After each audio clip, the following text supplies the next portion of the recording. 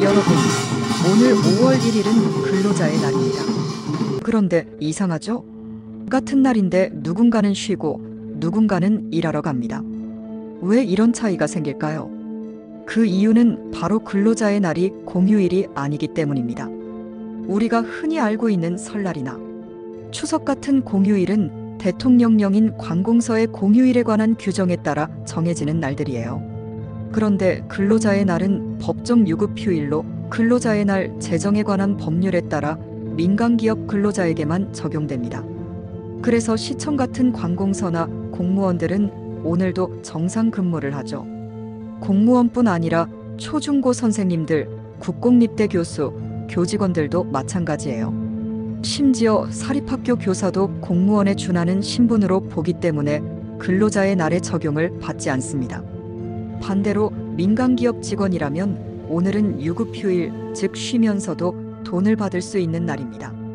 그런데 만약 민간기업 직원이 근로자의 날에 출근하게 된다면요? 이건 단순한 근무가 아니라 유급휴일에 일하는 것이기 때문에 임금을 더 많이 받아야 합니다. 정확히 말하면 통상임금의 250%, 즉 평소 하루치 월급의 2.5배를 받아야 해요. 예를 들어 하루에 10만 원 받는 분이 이날 일했다면 25만 원을 받아야 합니다. 그리고 중요한 점 하나 더.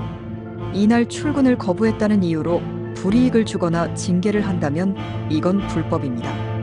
부당 노동 행위로 간주돼서 구제 신청도 가능하니까요. 근로자의 날의 유래도 조금 알아볼까요? 이날은 단순히 쉬는 날이 아니라 19세기 미국 노동운동의 상징적 사건인 헤이마켓 사건을 기념해서 생긴 날이에요. 1886년 5월 1일 미국 시카고 노동자들이 하루 8시간 노동을 요구하며 대규모 파업과 시위를 벌였습니다. 평화로운 시위였지만 며칠 뒤 경찰과의 충돌 속에 폭탄이 터지고 사상자가 발생하면서 사건은 커졌죠.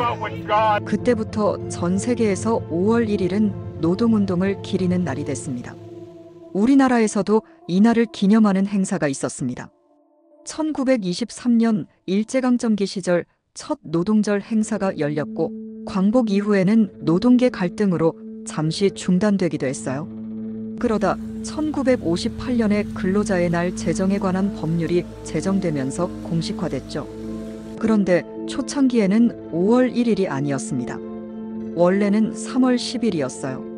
1948년 3월 10일에 조선노동조합 전 구평의회 소속 노동자들이 전국 총파업을 벌인 걸 기념해서였죠. 하지만 국제적으로 대부분 나라가 5월 1일을 노동절로 삼고 있다 보니 우리도 1963년에 지금처럼 날짜를 5월 1일로 바꾸게 됐습니다.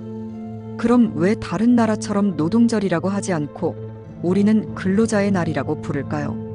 이건 박정희 정권 시절의 정책 방향과 관련이 있습니다. 당시 정부는 노동이라는 말에 정치적이고 계급투쟁적인 의미가 담겨 있다고 여겼고 대신 근로라는 말을 보다 수능적이고 성실한 이미지로 사용했어요. 그래서 지금도 우리는 근로자의 날이라는 명칭을 쓰고 있는 거죠. 법률에 보면 근로자의 날은 근로자의 지위를 향상시키고 복지를 증진하기 위한 목적으로 제정됐다고 되어 있어요. 그래서 한국에서의 근로자의 날은 노동운동의 날이라기보다는 산업 발전에 기여한 근로자들을 위로하고 격려하는 의미가 더 큽니다. 참고로 우리가 흔히 알고 있는 공휴일과 유급휴일은 다릅니다. 예를 들어 설날이나 추석 같은 공휴일은 예전에는 사업장 규모에 따라 적용이 달랐는데 2018년 근로기준법 개정으로 공휴일도 유급휴일로 보장되도록 했습니다. 이 제도는 2020년부터 단계적으로 확대됐고 현재는 5인 미만 사업장을 제외한 모든 사업장에서 공휴일도 유급휴일로 적용되고 있어요. 하지만 다시 말하지만 근로자의 날은 공휴일이 아니라 법정 유급휴일입니다. 그래서 공무원, 교사, 국공립기관은 적용받지 않고 민간기업 근로자만 해당되는 거죠.